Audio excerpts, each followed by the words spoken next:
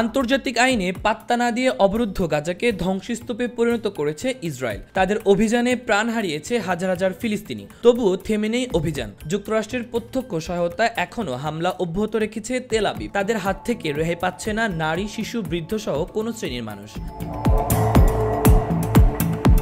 এই অবস্থায় বিশ্বের অন্যতম পরাশক্তি রাশিয়ার সঙ্গে উত্তেজনা দেখা দিয়েছে ইসরায়েলের। যুক্তরাজ্য ভিত্তিক দৈনিক ফিনান্সিয়াল টাইমস জানিয়েছে, ইউক্রেনকে অস্ত্র দেওয়ার সিদ্ধান্ত নিয়েছে ইসরায়েল। তারা 8টি ক্ষেপণাস্ত্র প্রতিরক্ষা সিস্টেম প্রথম যুক্তরাষ্ট্রে পাঠাবে। এরপর সেখান থেকে অস্ত্রগুলো ইউক্রেনে পাঠানো হবে। ইসরায়েলের এই সিদ্ধান্তের পরপরই প্রতিক্রিয়া জানিয়েছে রাশিয়া। জাতিসংঘে নিযুক্ত রুশ দূত ভাসিলি নেবেনজিরা বলেছেন, ইসরায়েলের যদি সত্যি ইউক্রেনকে অস্ত্র দেয় তাহলে তাদের গুরুতর পরিণতি ভোগ করতে হবে।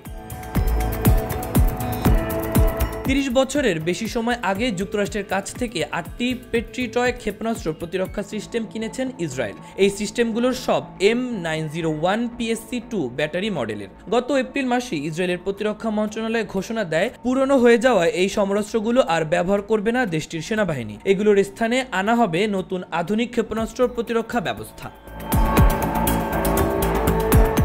এরপর এই পেট্রিটয় ক্ষেপণাস্ত্র প্রতিরক্ষা সিস্টেমগুলো ইউক্রেনের প্রতিরক্ষা বাহিনীকে দেওয়ার জন্য অনুরোধ জানায় কিয়েভ। এই ইস্যুতে যুক্তরাষ্ট্র, ইসরায়েল ও ইউক্রেনের মধ্যে সম্প্রতি কয়েক দফা আলোচনা হয়েছে।